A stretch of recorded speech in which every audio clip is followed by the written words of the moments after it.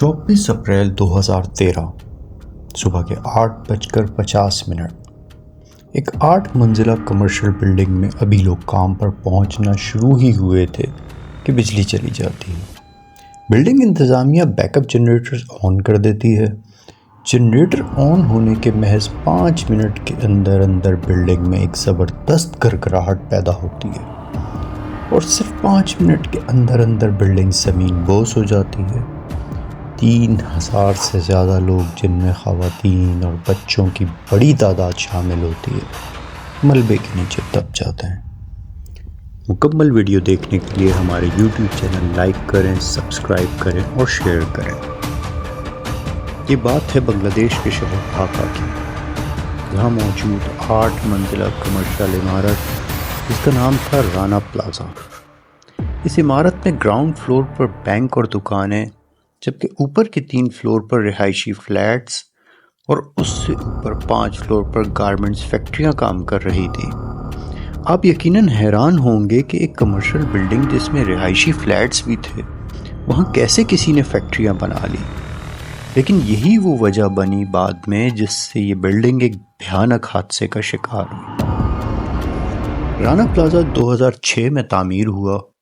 इस बात से आप अंदाज़ा लगा सकते हैं कि प्लाज़ा कोई बहुत पुरानी तामीर नहीं था।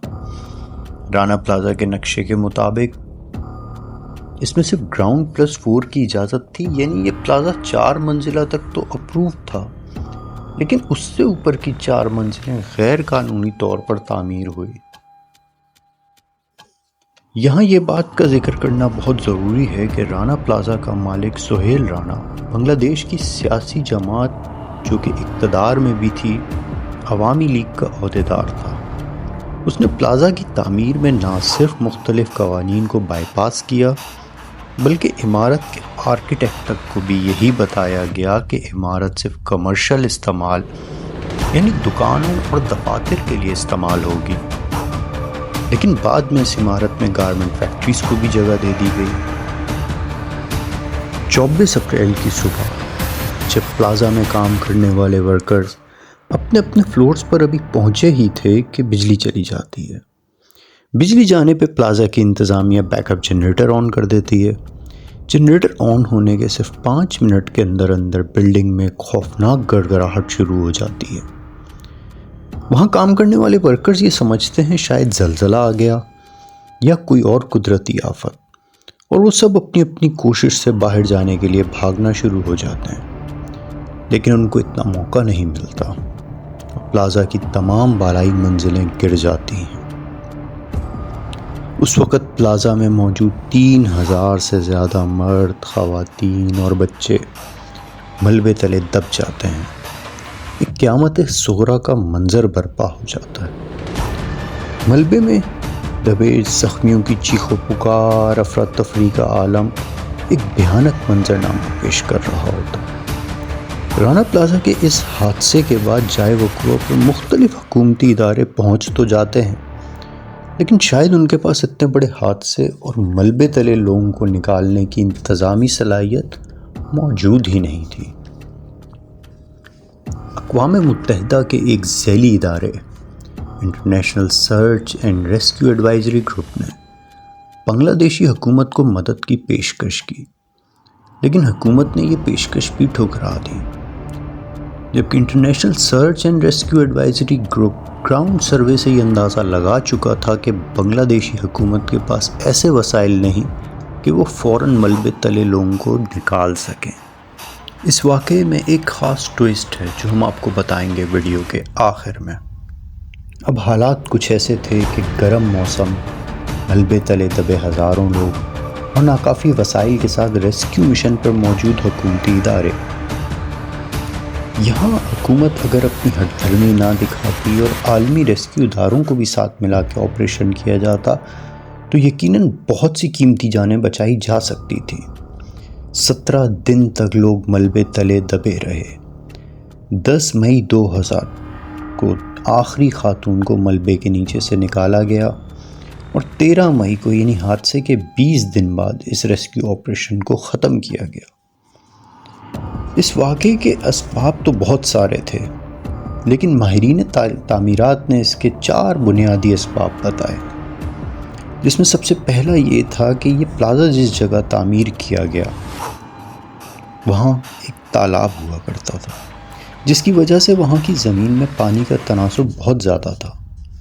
دوسرا سبب یہ کہ پلازا کا نقشہ اور تعمیر ایک کمرشل بلڈنگ کے طور پہ ہوا، لیکن بعد میں اس کے 5 فلورز پر گارمنٹ فیکٹریاں شروع کر دی گئی، جہاں 5000 سے زیادہ ورکرز کام کرتے تھے۔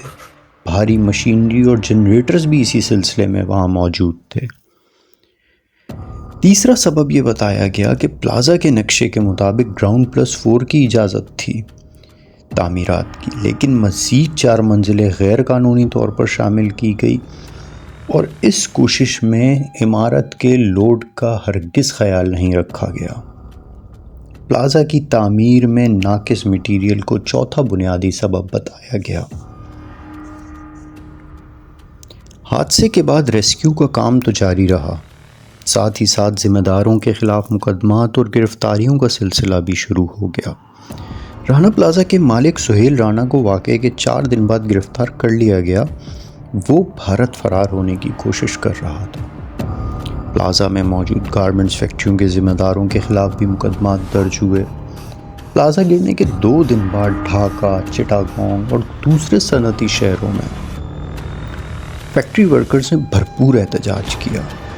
بائیں بازو کی جماعتوں نے ایک آزاد تحقیقاتی کمیشن کا مطالبہ بھی کیا۔ واقعے کے 7 دن بعد 1 مئی کو یوم مزدور پر ہزاروں احتجاجی کارکنوں نے بستی ڈھاکہ میں پریڈ کی اور مرنے والوں اور زخمیوں کے لیے اجرت کا مطالبہ کرتے ہوئے ایک مرکزی شاہراہ بھی بلاک کر دی۔ دوسری طرف عالمی اداروں نے اس واقعے کے بعد بنگلہ دیشی حکومت پر سخت تنقید کی۔ اقوام متحدہ کے بہت سے ذیلی اداروں نے اس سارے واقعے کا ذمہ دار بنگلہ دیشی حکومت اور ناقص صنعتی قانون کو قرار دیا۔ بہت بڑے بڑے فیشن برانڈز نے سوشل کمپلائنس کے سخت رولز کے نفاذ کا مطالبہ کر دیا۔ ریسکیو آپریشن ختم ہونے کے بعد حکومت نے جب اعداد و شمار جاری کیے تو 1134 لوگ اس واقعے میں جاں بحق ہو گئے تھے اور قریباً 2000 سے زیادہ زخمی اور معذور ہوئے۔ حکومت اور گارمنٹس ایسوسی ایشن زندہ بچ جانے والوں کی فہرستیں بنا رہی تھی تاکہ یہ معلوم ہو سکے کس کس ورکر کو معاوضے کی ادائیگی کی جائے۔ 15 جون 2014 کو بنگلہ دیش کے اینٹی کرپشن کمیشن نے 14 افراد کے خلاف مقدمہ درج کر لیا، اس میں ناقص تعمیرات کو بنیادی وجہ بنایا گیا۔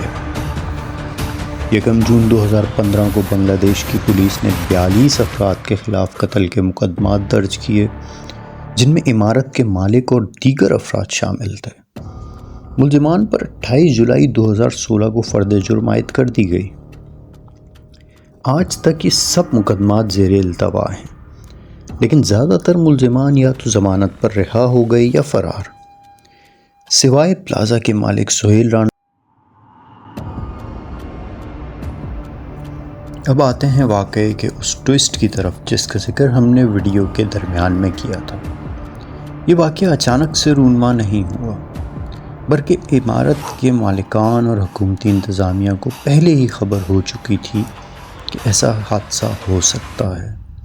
انڈسٹریز کو دیکھنے والے ایک ادارے نے کئی بار پلازا کے مالک کو خبردار کیا کہ پلازا کی عمارت فیکٹریوں کے لیے موزوں نہیں ہے، لیکن جیسا کہ ہم نے آپ کو پہلے بتایا کہ پلازا کا مالک سہیل رانا حکومتی جماعت کا عہدیدار بھی تھا، اس نے کبھی ان وارننگز کو سیریس نہیں لیا، اور اگر کسی نے کوشش بھی کی تو اس نے اپنے سیاسی اثر و رسوخ کو استعمال کر کے معاملہ دبا دیا۔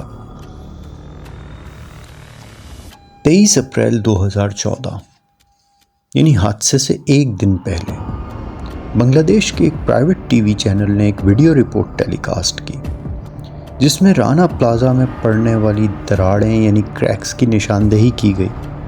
یہ رپورٹ ٹیلی کاسٹ ہوتے ہی گراؤنڈ فلور پر موجود بینک اور دکانیں فوراً خالی کر دی گئی اور اسٹاف کو گھر بھیج دیا گیا، لیکن گارمنٹس فیکٹریوں نے ورکرز کو چھٹی دینے سے صاف انکار کر دیا۔ ایک فیکٹری مینیجر نے تو یہاں تک کہا اگر کوئی اب گھر گیا تو کل دوبارہ کام پر نہیں آئے، یعنی اپنے آپ کو نوکری سے برخاست سمجھے۔ اس رپورٹ کے چینل پر آتے ہی صحافیوں نے عمارت کے مالک سہیل رانا سے رابطہ کیا تو سہیل نے صاف کہا یہ سب ٹی وی چینلز والوں کی شرارت ہے اور لوگوں کے لیے کوئی خطرہ نہیں، سب اپنے اپنے کام جاری رکھیں۔ اب آپ یقیناً حیران ہو رہے ہوں گے، جب ایک دن پہلے اتنا کچھ آن ایئر ہو چکا تھا پھر بھی عمارت کو خالی نہیں کروایا گیا، کوئی حفاظتی اقدامات نہیں لیے گئے، بلکہ گارمنٹس فیکٹری کے مالکان تو ورکرز کو اور پریشر دے رہے تھے کام کا، کیونکہ آرڈرز کی ڈیڈ لائن قریب تھی۔ اگر 23 اپریل کو ہی پلازا خالی کروا کے انجینئر سے اس کی جانچ کروا لی جاتی تو شاید اتنے بڑے حادثے سے بچا جا سکتا تھا، لیکن ایسا نہیں ہوا۔ 1000 سے زیادہ لوگ جاں بحق ہو گئے اور تقریباً 2000 سے زیادہ زخمی اور معذور ہوئے۔ اس واقعے پر کینیڈا کی ایک فلم میکر شیلا کارٹر نے ایک مختصر دستاویزی فلم بھی بنائی جس کا نام تھا Rana Plaza let not the hope die. یہ فلم ایک مختصر دورانیے کی ڈاکیومنٹری فلم تھی اور آپ کو انٹرنیٹ پر یہ مل جائے گی۔ رانا پلازا بلا شبہ صنعتی تاریخ کے بڑے حادثوں میں سے ایک تھا اور ایک ایسا حادثہ جس کی نشاندہی ہو چکی تھی، لیکن پھر بھی لالچ نے ہزاروں لوگوں کی زندگیاں برباد کر دی۔